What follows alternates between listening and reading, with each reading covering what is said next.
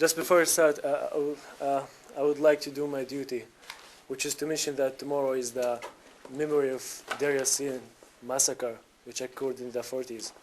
And in that massacre, Zionists came to many Palestinian villages, and they started to kill civilians in order to drive fear and panic through them. And they had this policy in which if you make people get scared, and if you drive fear and panic among them, then they will leave. So tomorrow is the memory of Deir Yassin massacre, and 3 weeks ago was the memory of Kufr Qasim massacre. And that massacre, it's the village of my ancestors. And in that massacre, people were going for their farms to pick some olives. And the Zionists came to the village and put a curfew.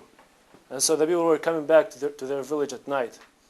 And there was a checkpoint by the Zionists. And they asked them to make a line. And after they make a line, to turn back and then shoot them.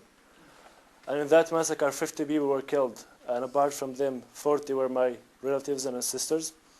And so at that time, my grandfather and my grandmother from the same village decided that they have to leave that village because it's not a safe place for them anymore. So they left to my village now, which is called Masha, as refugees. So I am a refugee as well.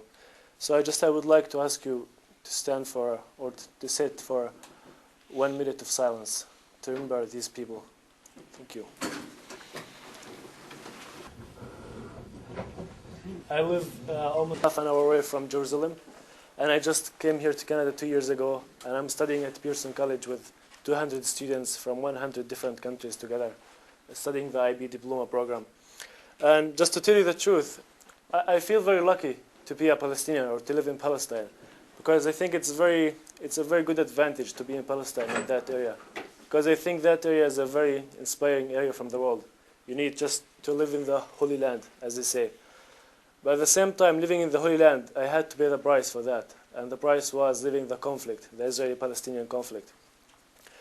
And so, living the Israeli-Palestinian conflict, it was a little bit hard. But at the same time, when I was a kid, I never complained. Because I thought that all the children or all the kids in the world had the same life, or have the same life. So what is the difference? Well, actually, I was wrong when I came here and said I saw the other kids. I lived in a village my village called Masha, and I'm going to give you just 3-4 stories from the 100 stories that I have in Palestine. And in my village, it's a very small village which has 2,000 people. 500 of them are my relatives. And so I have like tens of aunts and uncles. I have 6 sisters and 3 brothers. And so we're almost isolated in the second intifada from 3 directions. And the only direction that we can leave from our village is the west direction to go to the other cities. But at some points, it's all closed. It's like a prison. I remember this story when the Israeli settlers came to our house when I was 5 or 6 years old at that time. And they started knocking on the door, and they entered the house. My father couldn't force them to leave. So they entered the house, and I was sleeping with my brothers and sisters, all of us together in the same room. And so they started stepping on us and opening the closets. And then my father, started to tell them what you are doing. Just please respect and have some respect for the people who are here. And when they did that, they took my father away from the house, and they gathered most of the people in the village together in the school. And at that time, my father was a respected man in my village who's a teacher and has a good history. So my father tried to resist at that time and say, you cannot do this for us. And at that time, one of the soldiers slapped him in his face in front of all the people.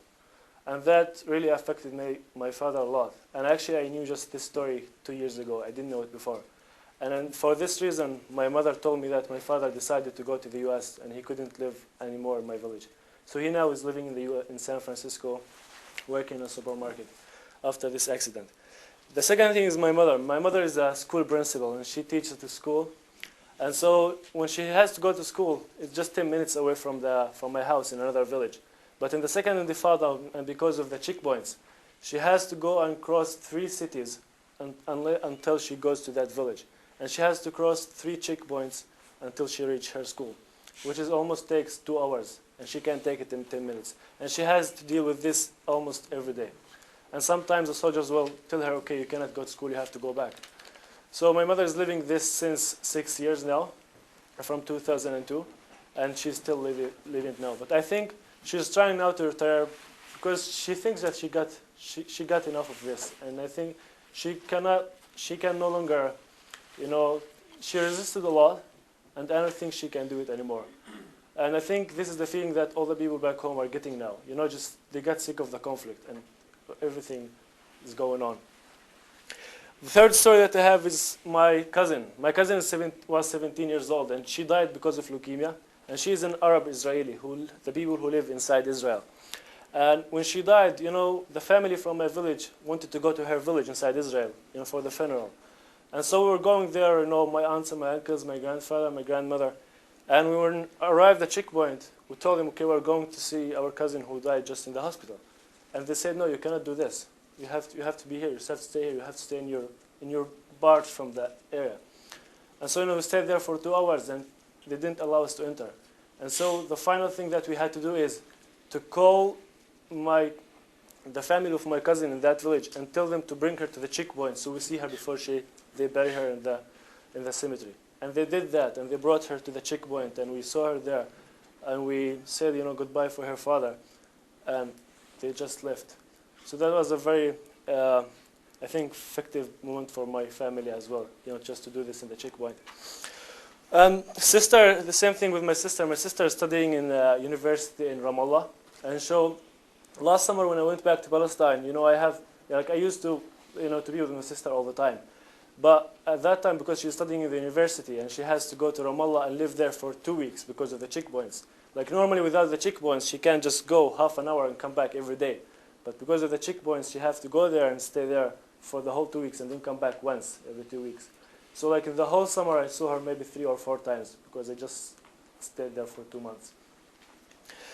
And just the last story, because I have many stories and I don't want to get bored of them.